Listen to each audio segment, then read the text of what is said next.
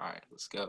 So, Makoa Goebel here with the Overtime Heroics MMA podcast, joined by the man himself, Ty Gwerder.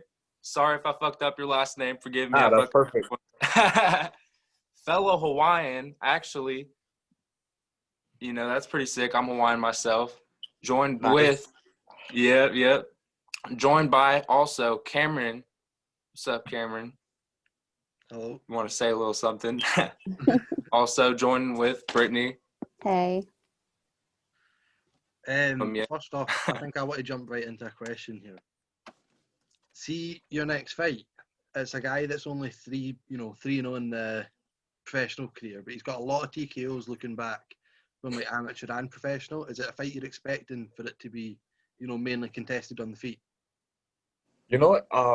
That's one of those things I was kind of thinking about this camp was I don't really know where he's going to try and take it. I know he has some confidence striking. He is explosive and he has good boxing. So I wouldn't be surprised if this fight starts out there, He has pretty good wrestling from what I've seen. But, I mean, we'll see.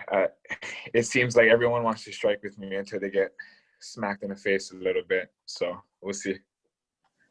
How do you think match up with him, skill-wise? Skill-wise, I think this is probably one of the most evenly matched fights I'll have up to date. Like I said, he's almost the same as me, except he can wrestle maybe a little better than I do. Like he's got that wrestling pedigree, and I always said before, wrestlers are the best MMA athletes. So we'll see. I think it'll be a good fight. I think I'll be able to weather the storm or whatever he has kind of up his sleeve. But I don't think he's fought anybody like me. Do you feel like? Oh, do you want to go ahead? No, do you feel like because he's undefeated, there's a bit more extra pressure on you here? Like you have this guy, he was undefeated in his amateur career, he's undefeated in his professional career. Does it feel like it's kind of a little more pressure there? No, not at all. To me, the number on our record really doesn't mean anything. It's just to see what looks good on paper and, how they determine matchups. But at the end of the day, he bleeds like me, so we'll see. Hell yeah. Ty, I'm wondering, since you said he is a wrestler and he might have a good wrestling pedigree behind him, is that something you've been incorporating into your training camp for this fight? Yeah, I always did. I actually like wrestling. It's just, there is fighters that they pick up things quicker than others, it took me a little while to pick up wrestling. I'm still picking up jiu-jitsu, it is one of those things I've been focusing on a little more just because I know people will try to wrestle me. And to me, I feel like I don't really work on a lot of wrestling, but I work enough to where I do what I need to do in order to kind of be able to stop guys from taking me down, just so I can get right back up and, touch them back up on it, like striking, That's right. Are you looking to test yourself on the ground against him at all if it does go there, or do you want to just avoid the grappling altogether? To be honest, grappling's tiring. So, regardless of what, I'm just going to go right back to where I'm good at. There's no reason for me to test myself on the ground. If I can avoid it completely, why not? I'd much rather. I honestly just want to get in there, scrap, and be out as fast as possible. I don't want to be messing around in there. You have a prediction on when you think, you can get the fight over with, or you're not thinking that far ahead? I say I'll get it done in 2. 2 rounds. Okay. We'll go 2. I said that last time. I said 2 rounds last time, and it ended up being 3. So, I don't know. That's the first time I've been wrong. You're still impressive enough that you got away with it last time, so. Yeah. Do you think it'll be more of a war? Are you expecting a technical fight? Are you wanting to go in there and try and just, be better than him everywhere? Yeah, I think going into this fight, the idea is to be much more technical, even more technical than I was my last fight. I did pull a bunch of tricks out of the hat last fight, probably more than I wanted to, but I just was feeling it. But this fight, I definitely want to be careful. He is explosive. He's strong, and I don't want to take any chances of him clipping me anywhere. Anyone else got anything, or you want me to ask again? Well, I do want to ask him before we move on to brushing over UFC 254. I'm curious. I'm sorry I didn't do much research before this. It was kind of like last second, like the last second step in podcaster. But I'm curious, what part of Hawaii you're from? I'm from Oahu, from Kaneohe originally. Hell yeah.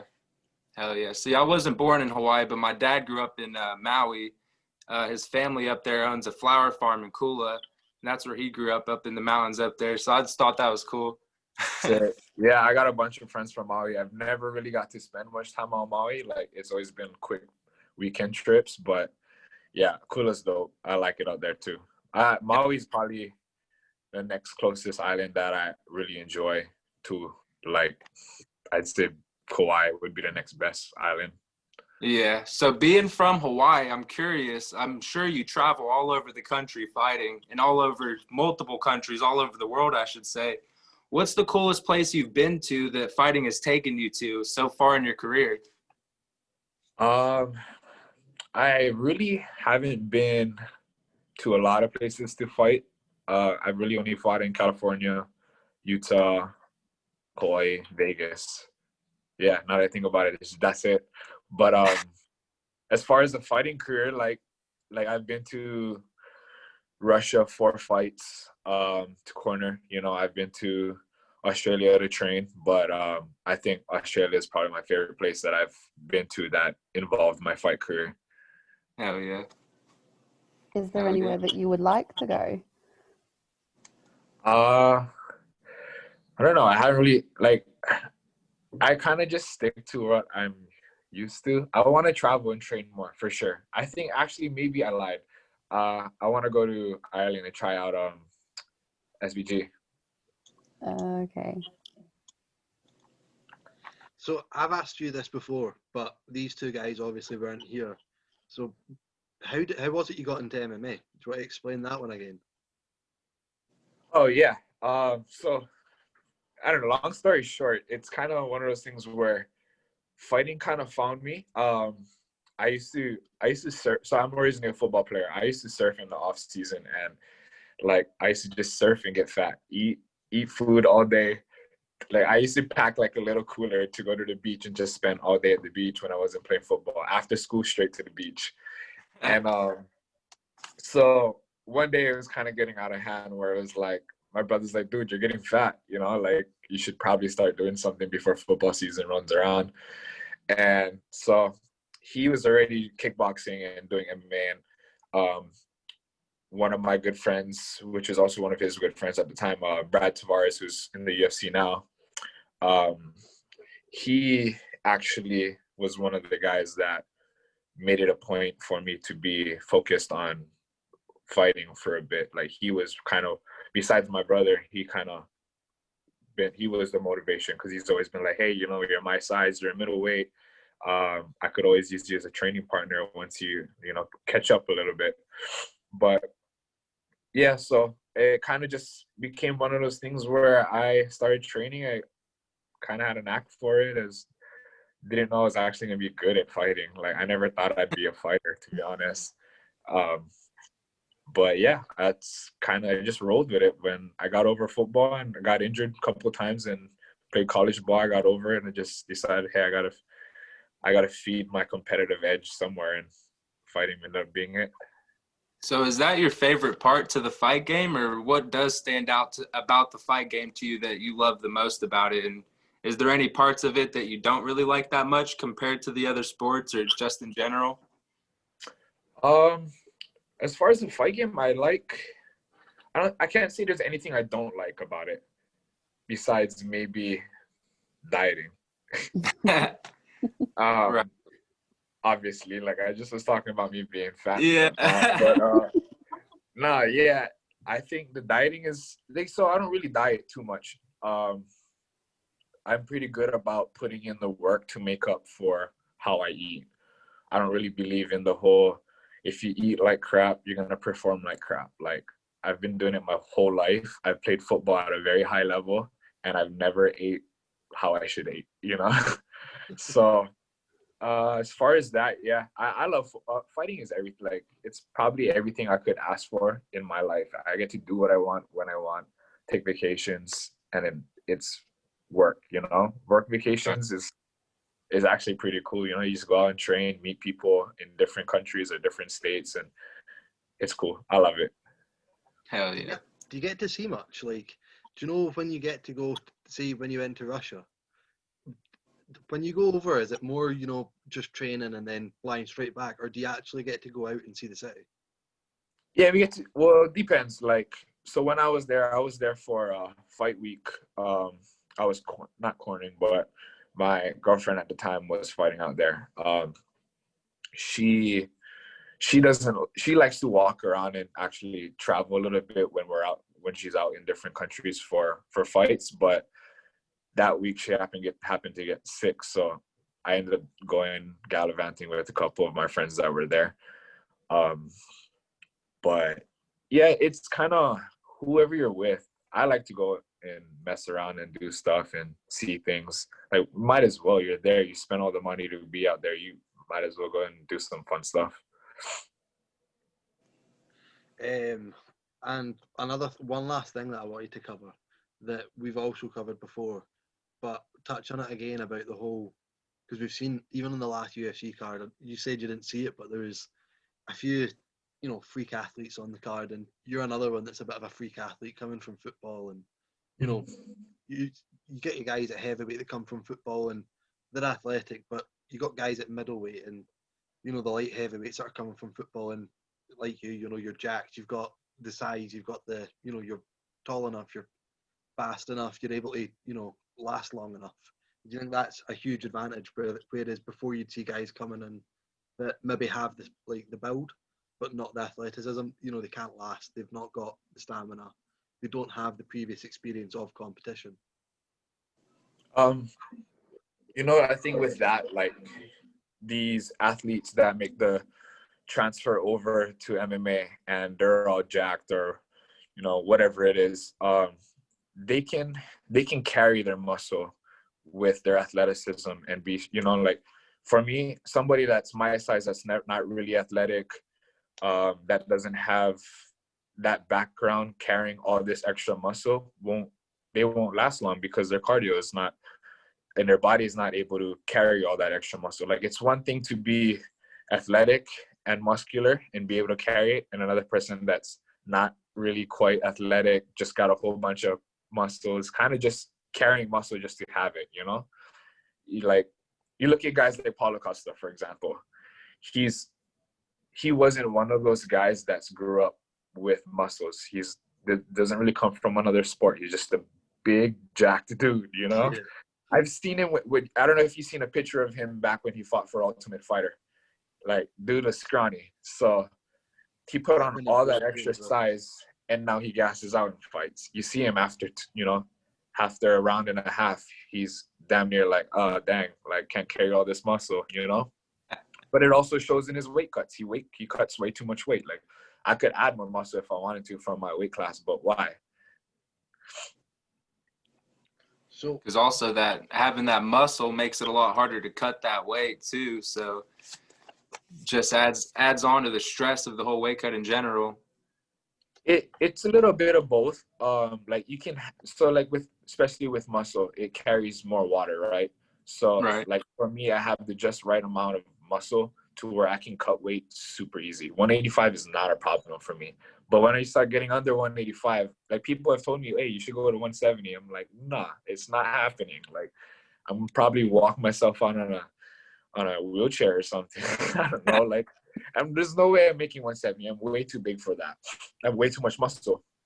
But, you know, when you start putting on more muscle than your body can deplete itself of, like, for example, water, which we do, it becomes hard. So, got a nice wee segue on to talking about the UFC card. And seeing as you never watched the fight, I thought, with Michael Chandler being a stand-in and coming from Bellator, What do you think's next for him? You know, Khabib retiring, the belt's going to be up for the line. Do you think he'll be getting shoved into a title shot, or do you think he'll maybe need to earn his stripes first? Oh man, you know, that division is a complete mess right now. It really is. It, you know, like especially with Conor, like he always manages to keep himself just relevant. You know, like just let me be annoying enough to have people talk about me and like keep me in that title contention talk. You know, like dude's not even in the rankings, and he's still like talked about for the belt opportunity. But Michael Chandler, man, dude's a stud. He's another one of those guys, real athletic, got some athletic background, super muscular, super explosive. Dude's just a freak athlete. He's gonna make noise in that division, but as far as like Dustin, Ferguson, Conor, who else? Max, like all those guys that's just hanging out around there it's gonna make it hard for him to get an opportunity to fight for that belt because there's just way too many guys that I think are still just a little ahead of him, skill-wise, I would say. I don't know if you saw this, Cameron, but on the TV channel that broadcasts the UFC in the UK, they actually ran a whole promo for Michael Chandler, like a video package. They put it together and everything just for Michael Chandler. And I found that really, really strange because they've never done that for a fighter that's come from Bellator before, ever. So I feel like they definitely they wanted to be a champion. Yeah, they want. basically. Yeah, I think the UFC wants it too, just because he has such a big following. So I think, like him being such a great marketing athlete, I think the UFC eventually finds a way to make him the champion. I think I'm honestly believing when it first happened, I thought, oh, this is set up for Poirier versus Conor to be in January for the vacant title. But now I'm starting to edge towards Justin Gaethje said he can go in 6 to 7 weeks. I think they're going to do Chandler versus Gaethje for the interim title and do Poirier versus Poirier versus Conor and tell them winner fights for the title. Yeah, they're just trying to build Chandler up so much, like having him as the alternate when I would not be surprised if a lot of people that watched that card this weekend didn't actually know who Michael Chandler was. Yeah, just you get your UFC yeah, really, but that's what I think his issue is. He's going to have to face somebody like Gaethje, somebody like Poirier or Conor, so that, you know, he can, you know, I don't know, the UFC casuals, I feel like they're very, very Conor, Khabib, Nate Diaz, or John Jones. yeah. And I feel like if you're not one of those guys, you don't really resonate with them. But I feel like Chandler's got a big enough, like, hardcore following that if he can make waves early and quickly, he can be promoted really, really well. And I think he could possibly crack into the, like, more casual fan base. But I think it depends on who they put him up against. I think he's a good matchup for Gaethje. But I think if Poirier and Ferguson doesn't work out, Poirier and Conor doesn't work out, I think Poirier's the dark horse of that whole division. I think him versus Conor goes different. I just want Dustin to hold that belt. That's all. So do Yeah. I gotta I support. genuinely the think he's the next best on. guy. I think him versus Conor, I will say a lot because I think that's between the two best boxers in that division. And if Poirier can go out and beat Conor if the fight does go ahead, I think that then puts him right in everyone's mind as right. He is the next best guy in this division. Do you think they still do the Conor Poirier fight at 170 like they said they were going to, or do you think now there's no question it's going to be at 155? It's for sure going to 55. Yeah, I think I saw something about that too. Dana was talking in some interview or something, said fight would be meaningless at 170, you know, if it has to do with 155 title contention. It really just, the whole lightweight picture really just gives me one big question of what's going to happen with Tony Ferguson. You know, does anyone else wondering that same thing? Nobody wants Tony to be champion. That's why. Yeah. I think him versus Hooker's the fight. Both coming off a big loss, both in the top 5. Yeah, that's a surefire way for one of them to bounce back right into title contention.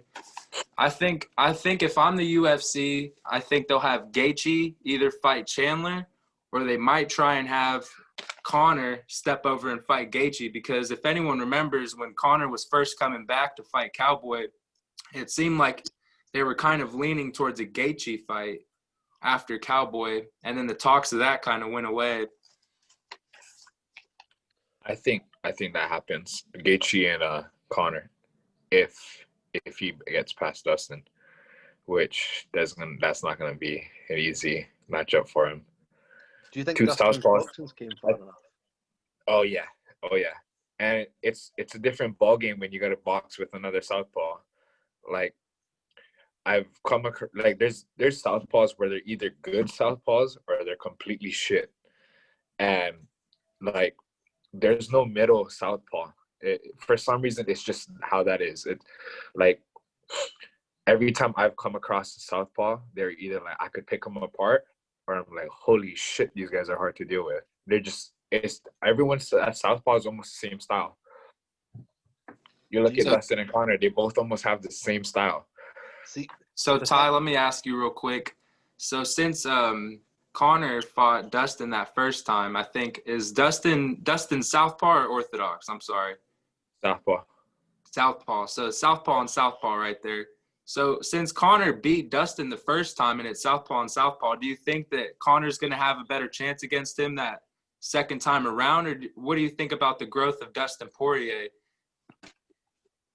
Dude, I think that fight goes 5 rounds and it becomes a war. I think it'll be up for grabs. I think whoever wins the fight is going to be like a 3-2.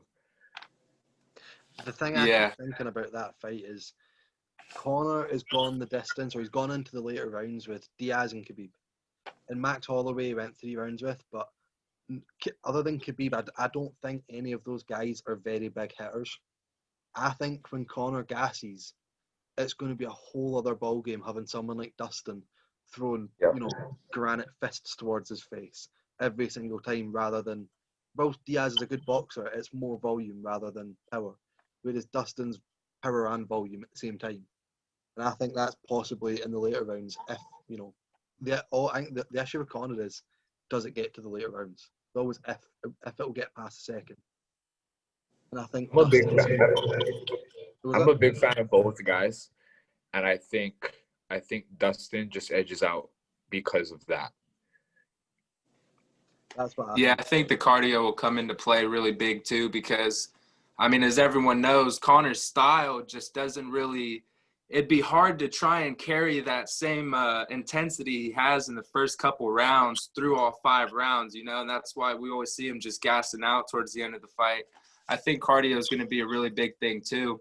I think another story, though, is Khabib retiring. Does everyone feel like he's going to stay retired or what?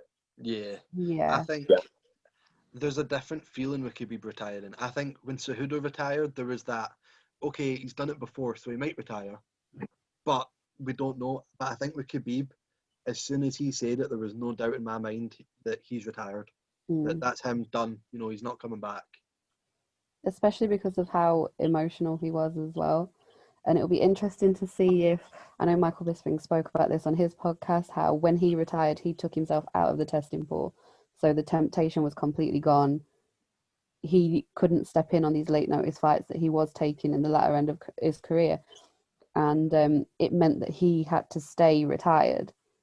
He couldn't just jump in as and when he felt like it. And I think that Khabib will follow Bisping and DC and go down that route, and we'll see that soon. When you think about it, his mom asked him to not fight without his dad anymore. And especially seeing where he comes from and that culture and their family is so strong, that alone, I think that's the stone right there. That's set in stone. I don't think he goes against what his mom asked him. Yeah, I agree with that. I mean, I'm not going to say I'm a mama's boy. All right, I'll say I'm a mama's boy. Love my mom to death. Raised by a single mother. My mom tells me to stop doing something. I mean, I'll probably stop doing it. As a younger kid, that probably wouldn't have been the case. But, the older you get, I feel like the more respect you have for your parents. I really don't see Khabib coming back at all. honestly. But we could talk about the big boys, you know, Ty's weight class, middleweight, Jared Cannonier, Robert Whitaker. I mean, that was a hell of a fight. What do we think's going to be next for these two guys? I mean, is Rob going to rematch Izzy next or what? I think for Rob, that is the only thing that can really happen. But then the issue with that is I don't think Izzy wants that rematch. I think he wants a different challenger. I also we'll think if you see. offer Rob someone else, he'll take it. I think Yeah, he's that same. kind of guy. I think he might ruin his own chances due to Izzy not wanting it and him wanting to come back. Because I think Izzy wants to fight soon, and I don't think Rob can. So I think Izzy fights soon, then the timelines don't match up somewhere, so Rob picks up a fight elsewhere. And I can see it being a Tony Ferguson situation all over again. Yeah. Yeah, I think- think Sure. Yeah, Okay. I think the whole thing with that, like you said, Izzy is gonna want a better matchup, but that's a really big payday for both of them, It considering. sells. That Yeah, would sell. that's It's good point. huge names. And I think what they do is they try to feed Izzy another big fight first. Maybe have Rob fight another one, like probably the next closest contender, and then if they both win those fights, they make it happen again for sure. Do you think Izzy Jones happens anytime soon? Or do you think that's all talk? Not I- any. Yeah, I think it's all talk. I do too. And another reason is because Jones, you could see just from everything, if you follow him on social, he's fucking bulking up like a madman right now. So, and I don't think Izzy's going to make the jump from 185 straight into heavyweight. So it might take a little bit before we get that one. What about If it Jared? happens, Oh, sorry. Ty, what were you going to say? nah, I think if that fight happens, they both go back to go to 205, and it won't be for the belt. It'll just be for bragging rights. Yeah, just to settle it. Because at that time, I mean, if we're talking in the future from now, it's already been, I mean, I don't know if anyone's got a time frame since they started kind of beefing, but it's been at least a year, I'd say now. So by that time, it'll be like a giant slow burn on the whole thing. And I think everyone will just be ready to see that fight by the time it's actually close to coming to fruition, you know? What do you think happens with that fight? Do you think it's because Ty, you said you think it's at 205. I've seen Jones being stubborn, saying that why should he go down to 205? Do you think there's any chance Izzy goes up to heavyweight just because he No. wants that fight, or do you think Izzy tries to pull him down? Izzy ain't got the balls to go to heavyweight. You're not a fan? He's blowing all this smoke. He ain't going to heavyweight. 205, I can see happening. Not at heavyweight. That's like, even me, if I was his coach, I'd be, that's a stupid idea. Like, you're gonna go fight John Jones at heavyweight? Cut out of here, dude. Yeah, I agree with that one. Well, what about Jared? What do you think happens with Cannonier next? You know, he's just lost to number one contender in the division. Do you think he should look to get back in there soon? Or do you think it's a case of... He was ranked third, right, going into this Yeah. fight? Yeah. Dude, I think that dude just hangs out around the top 5 for a good while. Like, everybody knows him but doesn't know him, you know? Like, the dude's just been hanging out and nobody has any idea who he is. True. But like, he puts on fights, you know, but he just hangs out. He doesn't say anything on social media. He doesn't talk, like, just quiet. I think he just hangs out at the top, in that top 5, and you're just gonna keep feeding him to all these up and comers that are not up and comers, but the guys hanging out from rankings, you know, 6 to 10 or whatever it is. Like, I see Uriah even beating Anderson, Uriah Hall beating Anderson, and possibly him getting that fight. That'd be a good Yeah. fight. Yep. That would be a good fight. I was thinking if Till gets past Hermanson, which is a big if, they might go with Jared and Till. I think they're already trying to line that one up at one time too, which that would be a hell of a fight. Oh yeah. What about the Casey Kenny versus Nathaniel Wood fight? I thought that was a fight. It ended up with fight of the night. Ty, I don't think you obviously seen that one, but Casey Kenny came out, and in my opinion, and Brett said earlier as well, that she thought the same. He reminds me of like a much more raw version of TJ Dillashaw. He's very similar, you know, he's got that same inside leg kick, same inside body kick. He's always moving.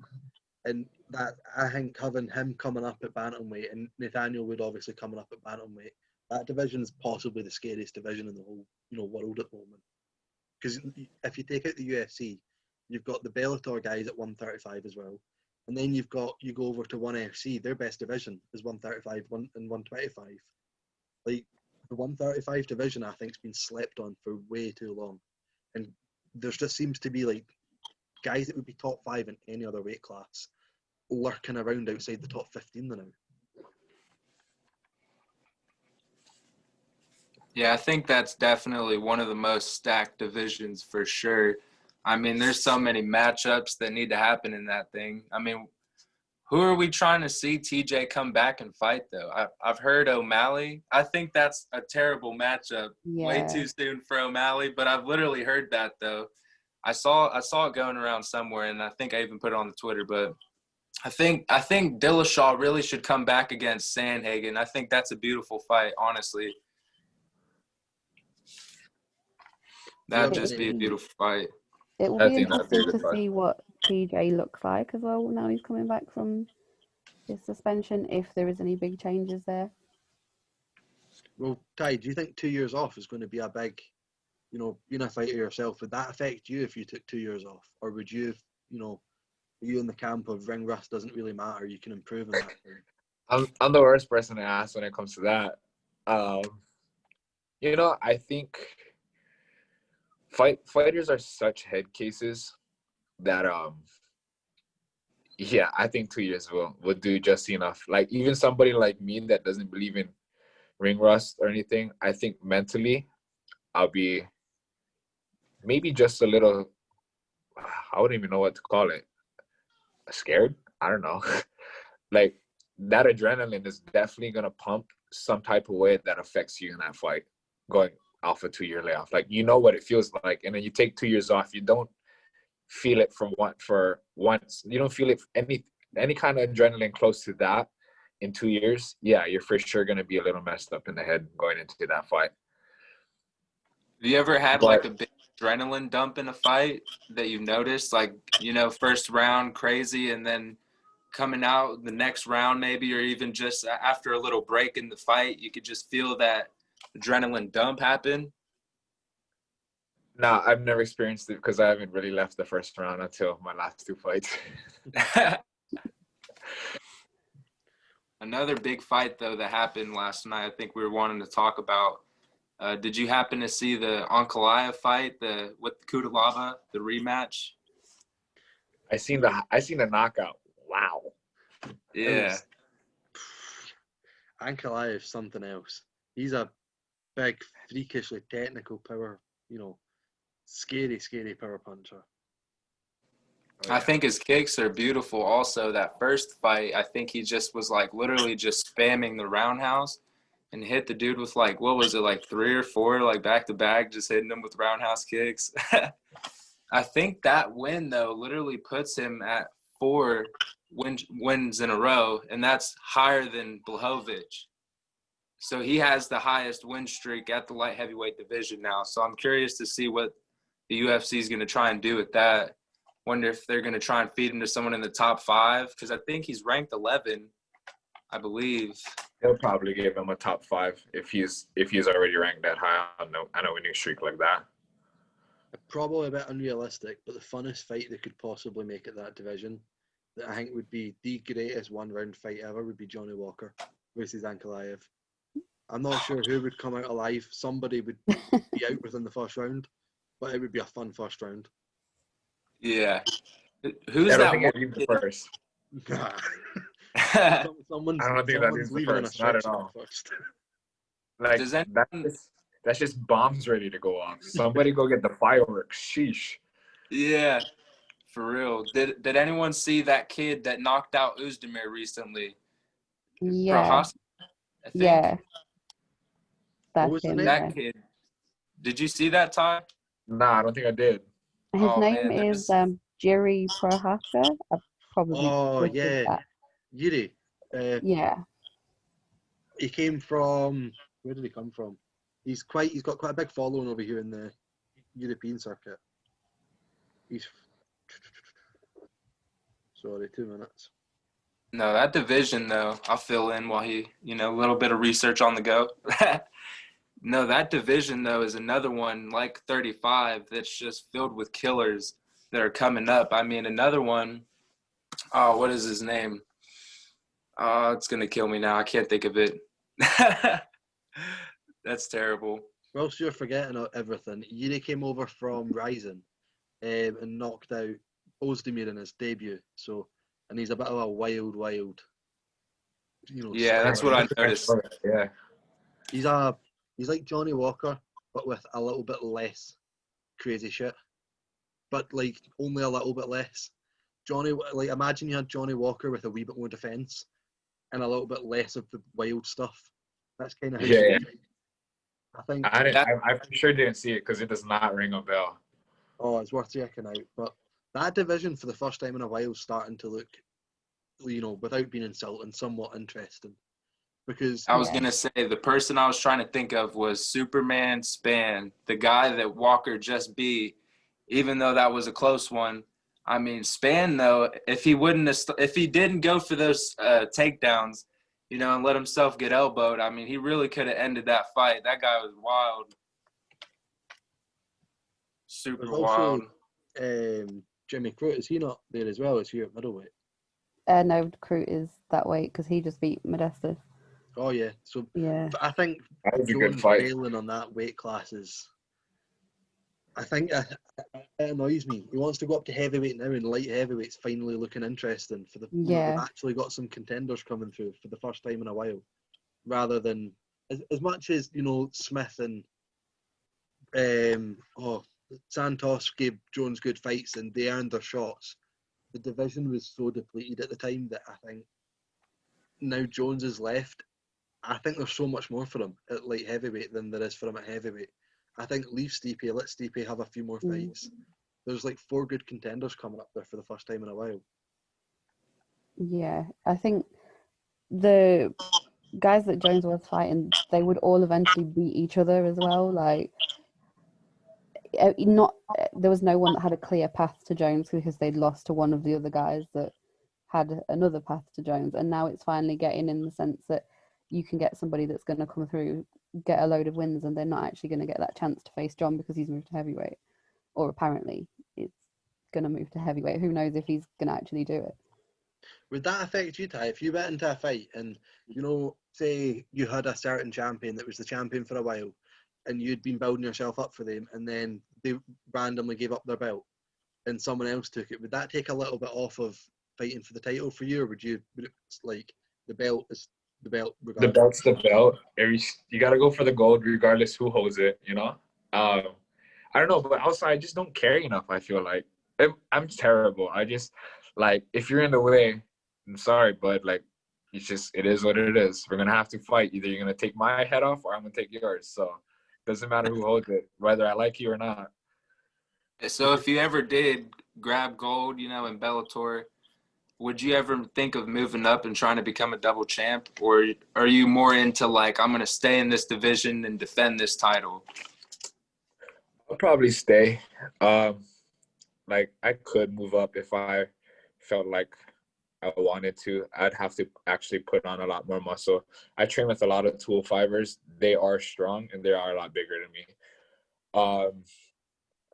But I mean, as far as that, like, I don't care to be in the sport longer than I need to. I kind of I look at GSP as my prime example. Like, he stayed at 170 his whole career and just dominated. Why? And like, I feel like that's just the best way to do it. I'd much rather be so dominant in my division and not get steered off path. I understand the whole different challenge or more challenges, but like, if you can stay focused and just keep winning at your division, everybody you come across is a challenge. So, like, what's the point, I like that, man. Cameron, what do you think? Should we move on to Bellator or stick with UFC?